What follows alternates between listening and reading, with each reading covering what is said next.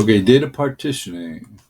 So if you didn't do the previous video, make sure you do the previous video and have downloaded the data. Okay, splitting data into subgroups is called data partitioning, so we can build an analysis model. We can't use the entire data set because we need some leftover data to validate the accuracy of our model.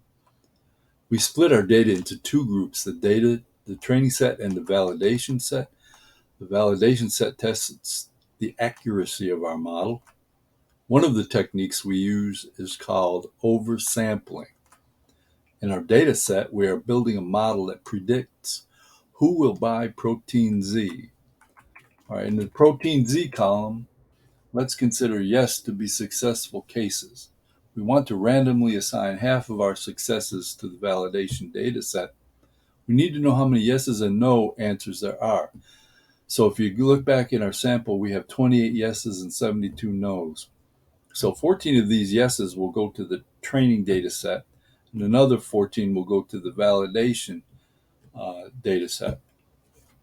We're only going to use 14 examples in the validation set, but we're going to kick it up to 28%. I'll explain in a minute. In the protein Z column, let's consider no to be the failure group. The no answer forms the failure group. We also need to randomly select the same number, 14, as we have in the yes cases. So the sample function does the random selection for you.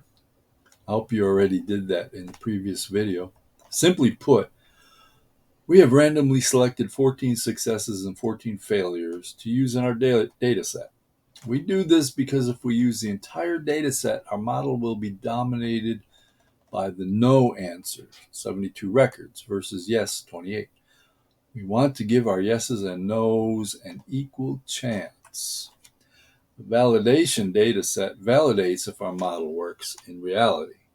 So the validation data set is not going to be the same as our training data set.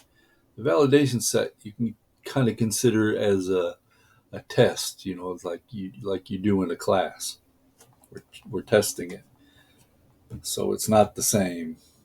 Okay, the question is, how many records do we need for our validation data set, and how many yeses and nos, and how do we choose these numbers?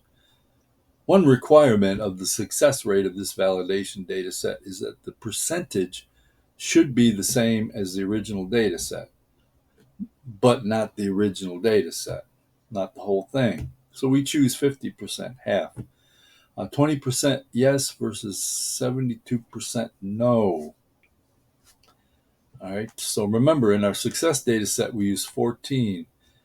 So in our failure data set, we use 36, which is also half of 72.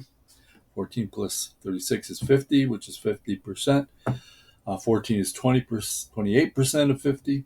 And this is how we form the validation data set. This technique is called oversampling because the success rate in the original data set is 28%. And we only used 14% in the training data set. So that's why. But by using this technique, we are actually loading more success cases than there is in our original data set. Because in the training set, we used 14. In the validation, we're using 28. Now let's look at the commands in our R software. So you already did these, but I'm going to explain what these actually are. So you downloaded and loaded the file, and you looked at the data set. You made a variable that holds the yes answers, and you looked at that. And then you made a variable to hold the no answers. You looked at that, and you made a variable to hold the yes training data set. So that's the yes training data set. Did the same for the no's. Training data knows. Training data, remember, not the validation data. You bind the two together using the rbind function in R. Made the yes validation data set.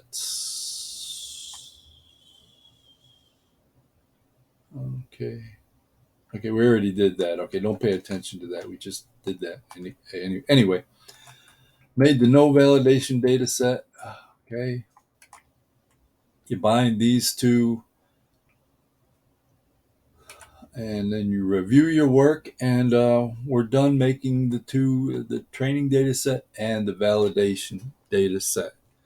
So we're done with this part.